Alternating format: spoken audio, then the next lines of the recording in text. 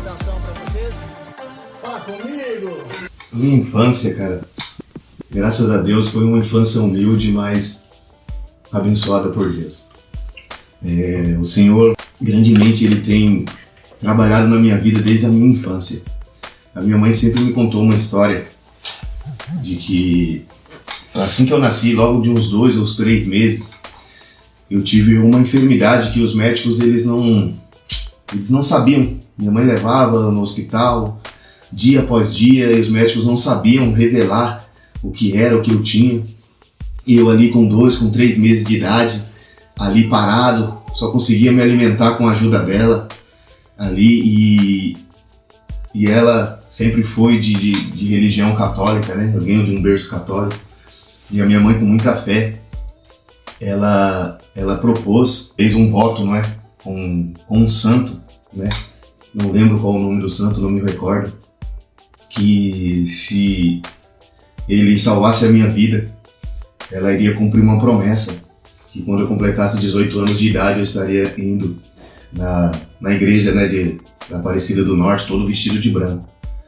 Ali ela colocou a fé dela, a fé que ela creia, né, que ela creia até hoje, e o padre visitava a nossa casa todas as noites para fazer a extrema unção, porque o padre falava que eu não passaria daquele dia, porque ninguém sabia aquela enfermidade.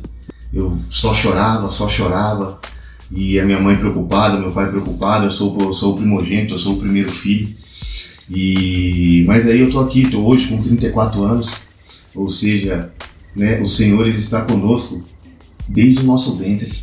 Então ali eu creio que era a mão de Deus ali na minha vida, porque, né, o projeto e as promessas que o Senhor tinha na minha vida. E logo com 8 meses, né, como 90% das famílias, né, que moram no Nordeste, hoje, no dia de hoje, estão fazendo o inverso, né? Hoje eles estão saindo aqui de São Paulo e voltando para lá. Mas naquela época não. Era vir para a grande São Paulo, era tentar uma vida melhor. E eu vim para cá com 8 meses de idade. Aqui pro litoral, morei em Peruíbe, morei em São Sebastião, até tá vindo aqui para Caraguatatuba. Minha adolescência, eu creio que foi uma adolescência tranquila. Eu sempre fui um jovem que nunca fui muito chegado à bebida, porque eu tinha a experiência do meu pai, né? Meu pai foi um homem que ele bebeu muito. Ele nunca agrediu a gente, ele nunca fez nada. Mas eu via tudo aquilo que ele estava construindo, e quando ele começava a beber, ele começava a quebrar as coisas. E eu olhava ali aquilo e falava, não quero isso para minha vida. E depois eu via ele lutando novamente para conquistar tudo aquilo que ele tinha quebrado por causa da bebida. Hoje meu pai já tem mais de 10 anos que ele não bebe. Ele decidiu, tomou essa decisão na vida dele e ele segue ela até hoje. Sempre tive boas amizades, graças a Deus, ali no meu futebol, no meu videogame. E só que o que me marcou muito na minha adolescência foi a perda do meu irmão. A gente somos em 3 e infelizmente o irmão do meio veio a falecer. Houve um acidente, um cara totalmente irresponsável, embriagado, um carro em alta velocidade, tirou a vida do meu irmão com 17 anos. E aquilo me chocou muito. E eu estava iniciando a minha vida cristã, eu sou evangélico, né? Estava iniciando a minha vida cristã e eu questionei muito a Deus nesse momento. Falei, Senhor, eu estou indo para a tua casa e é assim que o Senhor me agradece, levando a vida do meu irmão. Hoje, eu estando com 34 anos, ele estaria com 31 anos. Era a diferença de idade, ele morreu em 2007. E ali eu acabei saindo da igreja, sabe? Fiquei pelo menos umas 2 ou 3 semanas bebendo, mas logo, né, a gente foi direcionando novamente. Sempre fui uma pessoa que trabalhei desde os meus 15, dos meus 14 anos, sempre trabalhei, sabe? Sempre tive meu dinheiro ali ajudando os meus pais que eram humildes, tinham trabalho, mas não conseguiam dar uma regalias pra gente, mas sempre batalhou todos os dias. Então o que me marcou mesmo na minha adolescência foi a perda do meu irmão, que até hoje a gente sente. O Senhor ele cura todas as feridas, o Senhor ele trata, mas a saudade fica. Eu sei que um dia eu vou encontrar ele no reino de glória. Ele não era cristão, mas na noite que ele faleceu, meu irmão veio até mim, até a nossa família e contou o testemunho que ele tinha apresentado o nosso Senhor Jesus Cristo para ele, no dia que ele se foi. Então eu creio que ele recebeu o nome de Jesus, ele recebeu a salvação. E ele está apenas dormindo, aguardando o momento que o Senhor vai nos chamar para o reino de glória. E na minha adolescência, eu creio que o que marcou mais foi essa perda do meu irmão, porque eu sempre fui um cara tranquilo.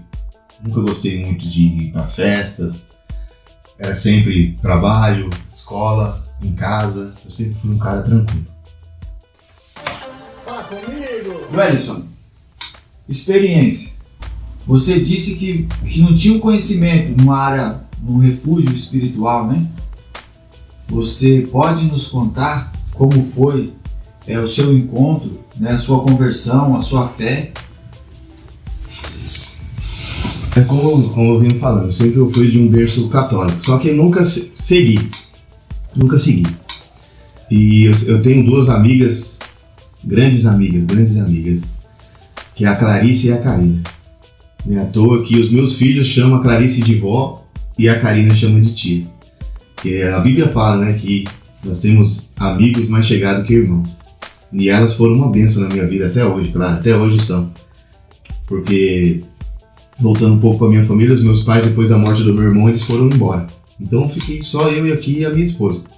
Então eles praticamente foram a minha família, né? E sempre me convidando para estar indo na igreja, e eu relutando. Fui algumas vezes, fiquei ali, como se diz, um pato fora d'água, não me sentia bem. E ali, nesse tempo de escola, conheci a minha esposa, que estudou, né, com a Karina, as duas eram colegas de sala, e ela me apresentou.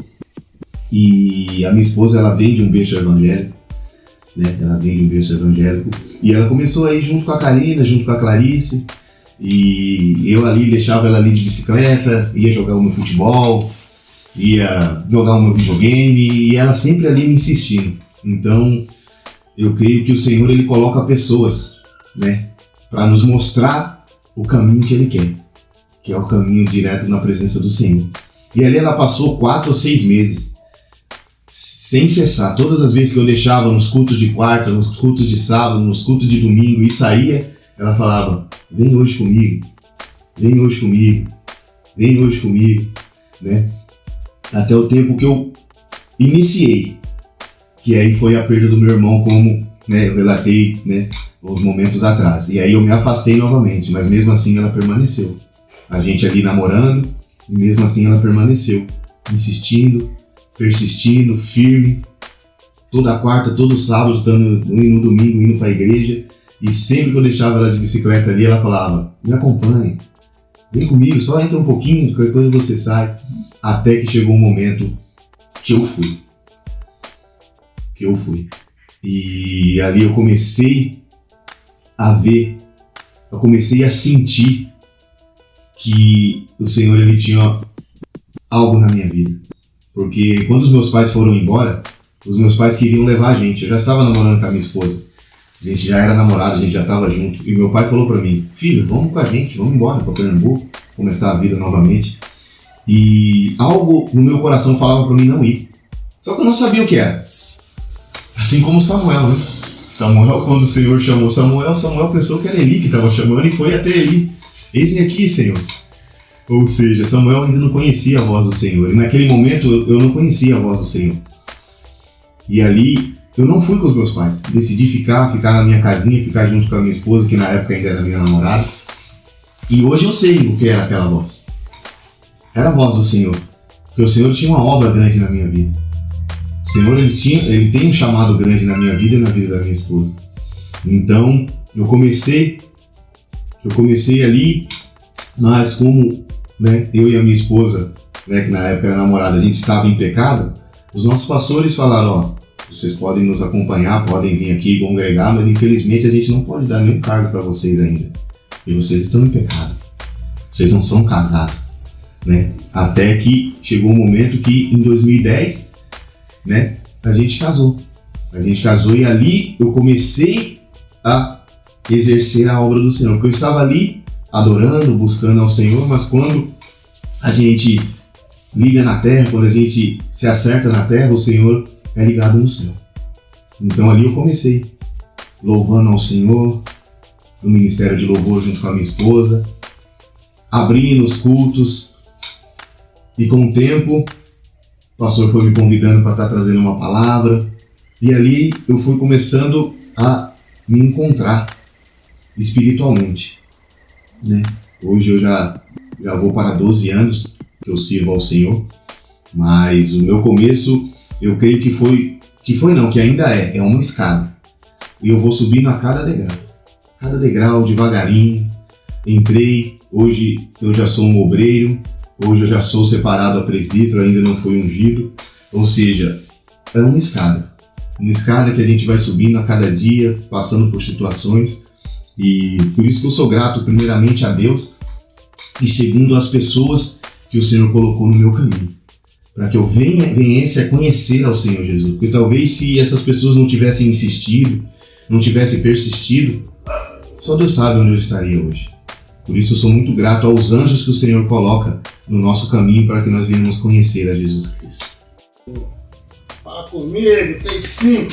Porque seu casamento é um exemplo de vitória, é um exemplo pra gente. Eu gostaria que você falasse um pouco sobre os conflitos e o amadurecimento nesses tempos de casamento que você tem. Olha, eu acho que o gerenciamento dos conflitos que são os fatores mais fortes para ter muitos divórcios. Porque não são nas pedras grandes que a gente tropeça, que a gente consegue ver.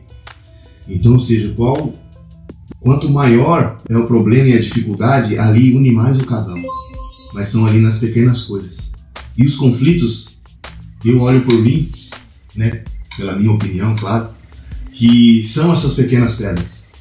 Essas pedras que você pode tropeçar, essas pedras que você pode pisar, você estando descalço, você pode se machucar.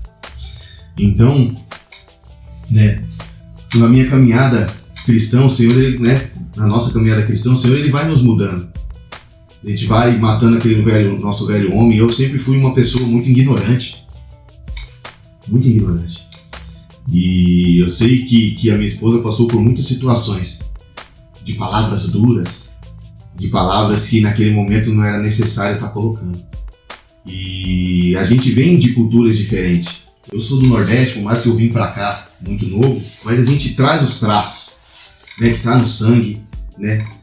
E eu fui muito ignorante.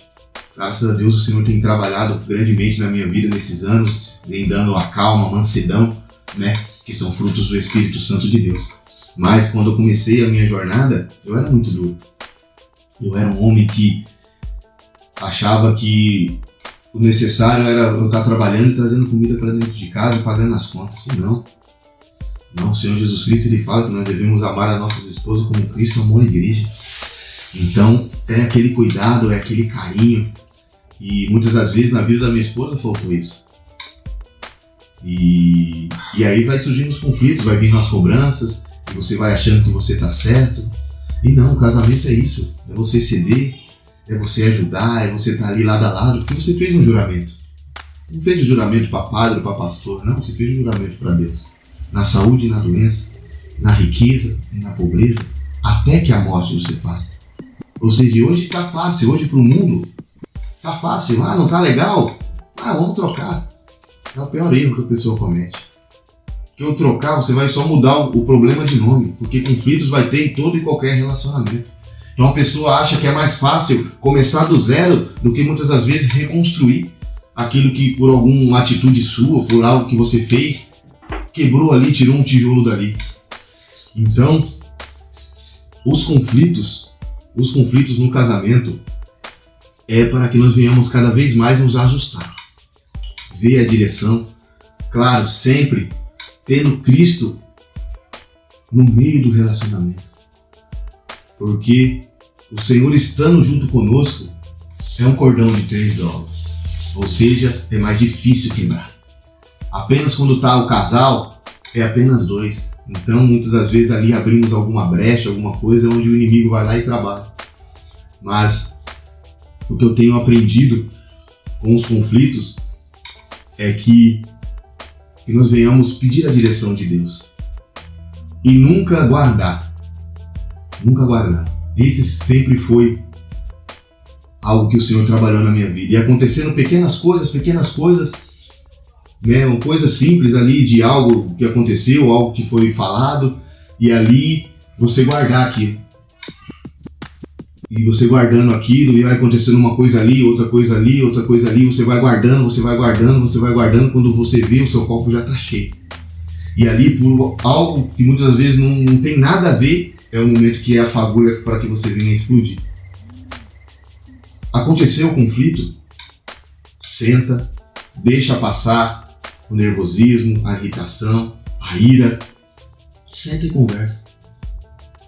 99% desse conflito, depois de conversado com um momentinho de tranquilidade, você vai ver que não tem nada a ver.